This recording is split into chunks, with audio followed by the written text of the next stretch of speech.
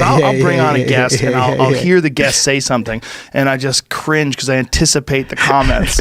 I'm just like, dude, you're about to get crushed by the weight of the world. Will you quiet somebody? No. I mean, if I have to, I try not to. If I have to correct them, like if they're saying something that I know to be inaccurate, if it's in my wheelhouse, like sometimes people say something and I'll just say, that's not true. Here's why that's not true. Yeah. You know, I've had people say some goofy shit and it just happens to be something I know a lot about and then I have to stop it. Yeah, okay, that makes sense. Yeah. It's just, but for the most part, I want people to just be themselves.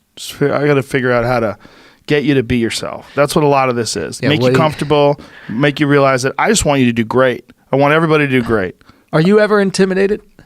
By a guest? Yeah. By their intellect? Yeah. Like Elon Musk was intimidating. Yeah. Talking to him because you realize what a chimp you are.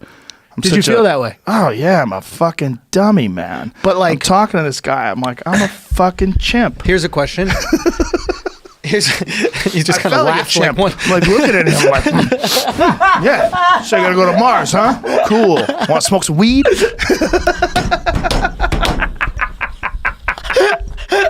That's what it felt like. Somebody's got to make a cut of that. Like your chip moments. This motherfucker's making electric cars. He's sending rockets into space. Right. He's drilling holes under the ground. You had to dumb him down with the weed. He's making solar cities. It didn't even work. But so here's my take on it, right? I'm watching Musk, right? And he basically is opening up to you about how he's not happy. Yeah. Right? There's this moment where he's like, I think he says something to the extent of, you wouldn't want to be me. Yeah. These just his exact words. You wouldn't want to be me. You wouldn't want to be me. So that means he doesn't want to be him.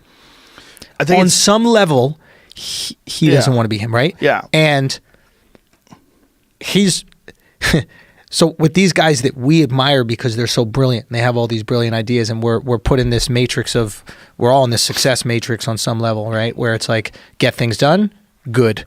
Don't get things done, bad, right? I wonder if he's chimpish in that he's potentially wasting his life being upset or miserable when he could be focusing on things that would give him joy. I think is that being a fucking chimp? Is being so smart that you don't even try to just be happy and focus on your happiness? I don't necessarily think he's unhappy, but I do think that he puts himself into situations where the amount of stress that he absorbs is almost unfathomable. Like when he was trying to get the Tesla Model 3 production schedule ramped up, he was sleeping on the floor of the factory and literally working like 19, 20 hours a day. That's untenable. You can only do that for short periods of time. Right. But I think that what I was saying about Kanye West applies to him tenfold. Okay. He's got a power output that's extraordinarily different than the average person. And that's one of the things he was talking about when he was young. I mean, you could probably put him on some sort of a what I don't know what the super genius spectrum is. Right. Like what is, what's Albert Einstein? Right. What's this guy? What's that guy? He's in there somewhere in this crazy realm of the way a brain works. Like, I think that brains are like all other body parts. Some people are born with little tiny dicks, and some people got giant hogs, and that's just a fact. And I think that dude has a giant hog of a brain, and it just works better.